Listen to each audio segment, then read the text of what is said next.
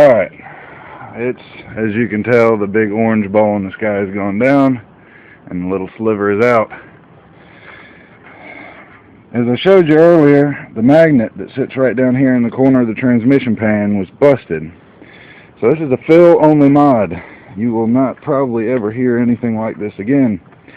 This was a Fujitsu hard drive. Yes, those are the magnets from the Fujitsu hard drive. As you can probably tell, I've got the pan cleaned. It's getting ready to go back up in the truck.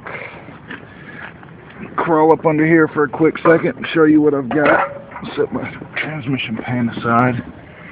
Alright, I went ahead and put the filter and the valve body back in.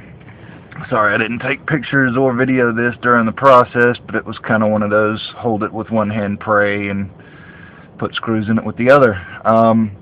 You do want to know which gear you're in. Like I said before, that parking pawl is kind of a bitch. You definitely don't want to pull that out. If you did pull it out, put it back in, get it kind of seated first, and then put your valve body back in.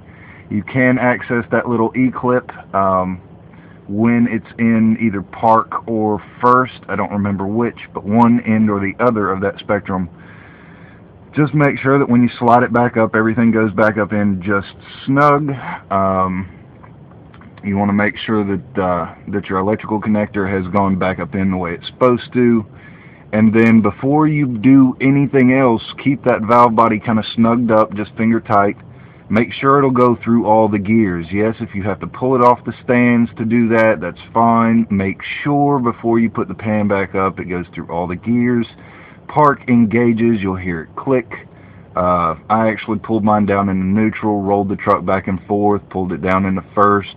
As long as it goes through the gears, I'm fairly satisfied that it will do fine once you fill it up with fluid. But once you go out of neutral back into park, make sure it goes into park. Again, if it doesn't go into park, way up inside there is your parking lever, and that will have to be adjusted a little bit back and forth to make sure that it gets hooked into your parking pawl.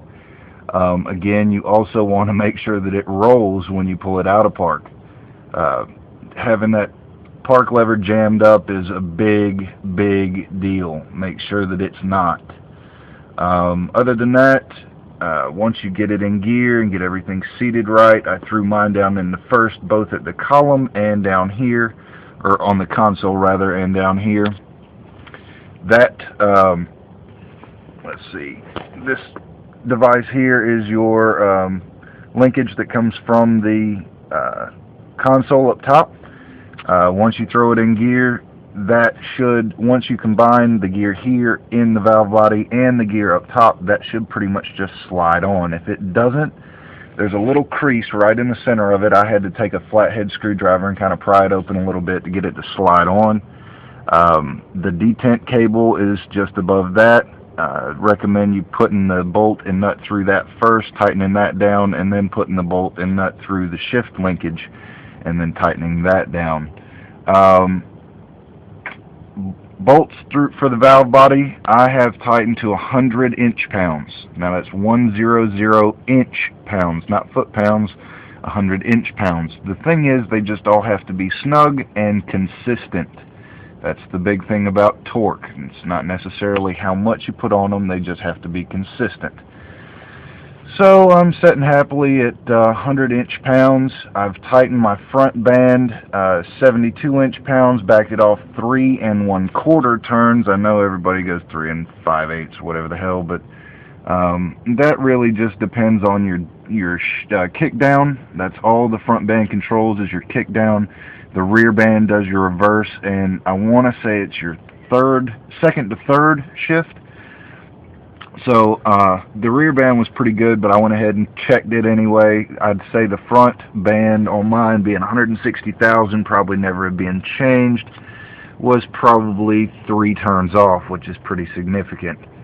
The back band wasn't so bad. It was probably a turn and a half to 2 turns.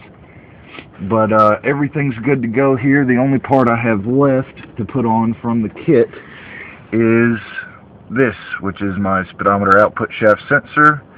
That piece goes in right there. You might be able to see that without this thing hanging in your way. There it is. It's pretty grimy and nasty, but my speedometer works fine. I just figured I'd go ahead and use all the parts from the kit.